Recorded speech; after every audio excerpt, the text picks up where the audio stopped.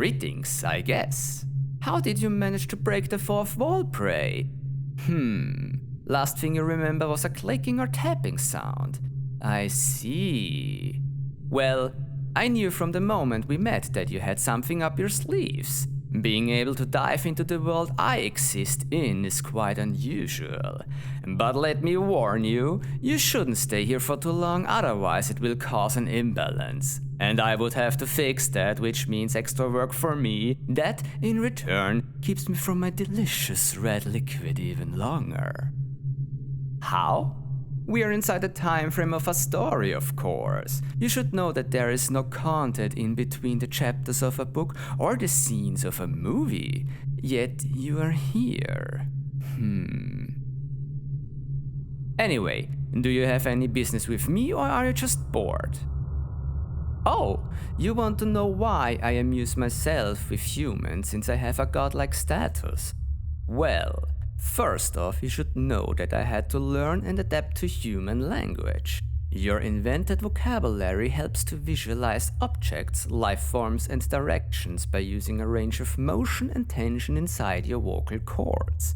Moreover, you guys are one of the few species who expanded communication with your lips and tongues, allowing you not only to leverage your noise spectrum, but also forming consonants. So, I have to use those words and facial expressions to make you understand what I am and what I do. Using the word God is the closest thing to describe me. It helps you to visualize my presence and power.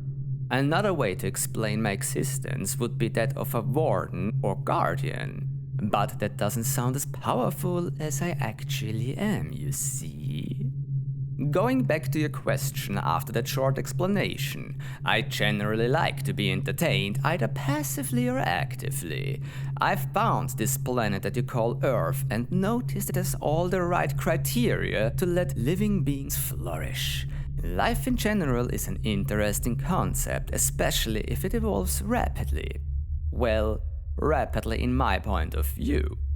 And honestly, when I first noticed the evolution of humans, I got excited how far a species with a bigger, more evolved brain can go.